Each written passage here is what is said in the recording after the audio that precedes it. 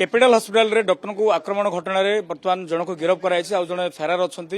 अंपटे जी doctor मैंने वर्तमान कला बैच पिंधि ड्यूटी आरंभ कर देखी ये जूनियर डॉक्टर एसोसिएशन किसी समय पूर्व सुपरिटेडेंट सहित विभाग मुख्यों सहित आलोचना कर सुरक्षा दाबी रही सहित कि भाव में गोटे स्वास्थ्यकर परिवेश रहा परवर्त समय रोगी सेवा सरलीकरण हो पार सीधासल आम आलोचना करवा जी अच्छा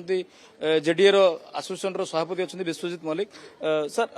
बर्तमान गतकाली जो भाव में आक्रमण करागला रोगी सेवा बेले परवर्त समय गिरफ्त कराई आपण मैंने आज कला बैच पिंधि ड्यूटी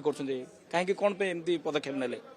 देखो बारंबार यही सब घटना कैपिटल हॉस्पिटल घटुची आमर राज्यर राजधानी जोटि आमर डॉक्टर मैंने सबुठ सुरक्षित रहा कथा जदि एठी एमती घटना घटुची आपण भावतु आम पेरीफेरी एरिया गुड़ाक डाक्तर मानकर अवस्था कौन हो तो बारंबार ये घटुची आम पूर्वथर सरकार को आम आमर दाबी जनईलु तथापि सरकार से सब दाबी प्रति जमा कर्णपात कले ना तेणु आम यही थर जो घटनाटी काली घटला माने जो कहती जे बहुत माने जिनस है जनकर निद भांगी जीव सेमिति कौन आउ हेबे कि गोटे डॉक्टर उपर अटाक है तार दुईटी हाथ पापुलीर दुईटी हाड़ भांगी गला अतर्कित भाव में जन अन ड्यूटी डॉक्टर को आउ कौन जदि डॉक्टर टे मरी जाता कौन सरकार शुणे आम कथा बर्तमान आसी आलोचना कले कौन आप दाबी रखिले परामर्श देले कौन प्रतिश्रुति देले बर्तमान आमे आमर जी आमर सुपरिटेडेंट सार आमर डायरेक्टर सार कैपिटल हॉस्पिटल एवं आमर पीजी आमर डायरेक्टर मैडम आमे समस्त सहित कथा हेचु एवं सार मैडम आम कथा को भी शुणिचंती एवं आमे जो डिमांड रखीचु मेन कथा आमर सुरक्षाटा से सब प्रति सार जनईचंती एवं आमर जे पुलिस विभाग उच्चपदस्थ कर्मचारी माने जे अच्छंती तांको सहित आलोचना करिया पई आमको से आमे समय मागितलु एवं आमको मध्य समय मिलिछि एवं आमे दिन बेला जिबु गोटाए बेले आमको समय दिया जाइछि एवं आमे जाइकी आलोचना करबु एवं आमर जहाँ जहाँ दाबी अछि आमे तांको आगे रखिबु आमर दाबी रहउछि प्रथम दाबी तो आमर जो हॉस्पिटल जो जगह सेंसिटिव एरिया अछि जो जगह गुडा करे कोनोसी लोक संगे संगे केओस हबार संभावना अछि काजुआलिटी हैला आमर गाइनिंग रो लेबर रूम हैला पेडियाट्रिक ओपीडी हैला ऑर्थोपेडिक ओपीडी हैला एई जो सेंसिटिव एरिया अछि से सब जगह रे हमको 24 घंटे आर्म्ड फोर्स दरकार जी की आमर जो भी ड्यूटी डॉक्टर रोचंती जेतिक जन ड्यूटी डॉक्टर रोचंती तांको गोटे सुरक्षित परिवेश रे सेवा जोगाई पे से सहयोग करि परिबे जा फल कि आमे मध्य सुरक्षित भाव में न डरिकी सेवा जोगाई पारिबु कारण एबे आम मन रे गोटे भयर वातावरण सृष्टि होछि डॉक्टर कम्युनिटी रे जे एमिति जदि गोटे रोगी जहाँ को आमे देखुचु जहाँ पई आमे सेवा जोगाउचु जदि सीए आमको एमिति भाव में आक्रमण करिवे ताले आमे काहा को सेवा जोगाइबु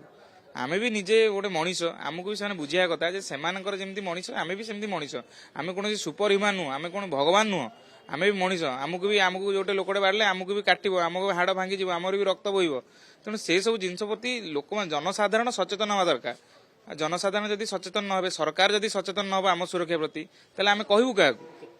देखिए आप 24/7 सेवा जोगाउछन्ती ए समय जदि लोक मैंने आसी जदि अतर्कित भाव में आक्रमण करेंगे जीवन विपद एवं हॉस्पिटल भीतर असुरक्षित मनुछन्ती हाँ निहाती भाव में जमती कि विश्वजित सर भी कहले we all are human beings doctor हेले कौन है आम भीतर भी गोटे ह्यूमन हार्ट अच्छी तो जमती सर्वसाधारण भी भयभीत हुए एमती इनसीडेंट आम भी जमती ओपीडी बसी हठात कि आसिक आमको आक्रमण करदेव से मेंटल हारासमेंट भाई आमको फिल होची आम आउरी पेशेंट देखिबु केमती आम आउ थे पेशेंट देखा साहस करूँ भी केमती जदि आमको कौन प्रोटेक्शन मिलबनी आम एमती ही वल्नरेबल स्टेट रे काम कर चली तो आमर माने काम कर कौन माने उद्देश्य पूरा ही है आम डॉक्टर ये ताकि आम गोटे सुरक्षित एनवायरमेंट रे पेशेंट को सेवा जोगे पारिबु किंतु आमर आम सेवा जोगाउछु किंतु आम ऊपर आक्रमण कराउछु लोक आम परिस्थिति बुझु नांती जदि गोटे पेशेंट आसिला ओपीडी पर बंद होला पर आसिकी देखौछु ताको कैजुअलिटी रे मेडिकल लीगल केस हिसाब रे कैजुअलिटी देखिबा कथा जदि पेशेंट ही जिनसटा बुझी पारुनी डॉक्टर पर आक्रमण करा जाउची ताहाले आमर दाबी को पूरा करिया पे आमे पूर्वरु ही आउ थरे एटा 3 मास भीतर आउ थरे हला आमे आमर डिमांड को भी आहुरी स्ट्रांगली रखुछु राजधानी छाती ऊपर हॉस्पिटल हाँ कैपिटल हॉस्पिटल भी राजधानी छाती ऊपर आउ जदि एटा गोटे एग्जांपल हो जाउची एठी जदि जहाँ भी होउची सेटा रिफ्लेक्ट करूची बाकी सब जगह रे पेरिफेरी रो डॉक्टर माने तो आहुरी भयभीत हो जिवे सेत पय आमे हमर डिमांड्स को एतर आहुरी स्ट्रांगली रखिबु आ होप करिबु कि हमर डिमांड एतर फुलफिल हो जदि न हैला ताले आमे future course of action decide करिबु आगामी दिन में पदक्षेप ने आप वर्तमान केते सुरक्षित मनुछंती माड़ खाई सारा सुरक्षित ମାଡ଼ ଖାଇବା ପୂର୍ବରୁ ଯଦି ଆମକୁ ସୁରକ୍ଷା ଦିଆହେଇଥାନ୍ତା ତାହେଲେ ଆମେ ନିଜକୁ ସୁରକ୍ଷିତ ମନେ କରିଥାନ୍ତୁ କି ଏ ଇନସିଡେଣ୍ଟ ଯଦି ହେଇନଥାନ୍ତା ୟାକୁ ଅଟକେଇ ପାରିଥାନ୍ତେ ତାହେଲେ ଆମେ ନିଜକୁ ସୁରକ୍ଷିତ ମନେ କରିଥାନ୍ତୁ। ଏବେ ତ ସେ ଭାଇ ମାଡ଼ ଖାଇଲେ, ତାଙ୍କର ହାତ ଭାଙ୍ଗିଲା, ସେ ଏବେ 3 ମାସ 4 ମାସ ଏବେ ଡ୍ୟୁଟି କରିବେନି।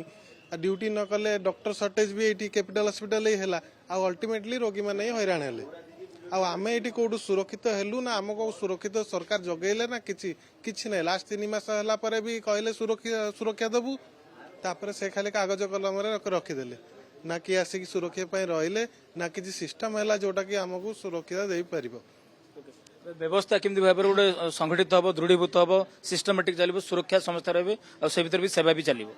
ସେଥିପାଇଁ ଆମେ ଆମର ଡିମାଣ୍ଡ ଗୁଡ଼ାକ ରଖିଛୁ, ଯେମିତି ଆମେ ଏକ ସୁରକ୍ଷିତ ପରିବେଶରେ ଆମେ କାମ କରିପାରିବୁ। ଆମର ସୁରକ୍ଷାଟା ଆମେ ପ୍ରଥମ ଦାବି ହିସାବରେ ରଖିଛୁ। ଆମେ ଅଥରିଟିଙ୍କ ସହିତ କଥା ହେଉଛୁ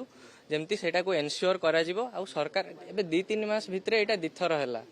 ମାନେ ଏମିତି ମାସେ 2 ମାସରେ ବାରମ୍ବାର ରିପିଟ୍ ହେଲେ ସେ ଜିନିଷ କେହି ବି ସୁରକ୍ଷିତ ମନେ କରିବେନି। ତ ଲାଗୁଛି ଆପଣ ଗୋଟେ ସେ ଆଗାମୀ ଦିନରେ ଏଭଳି ଆଉ ସ୍ଥିତି ଉପୁଜିବନି। ଯଦି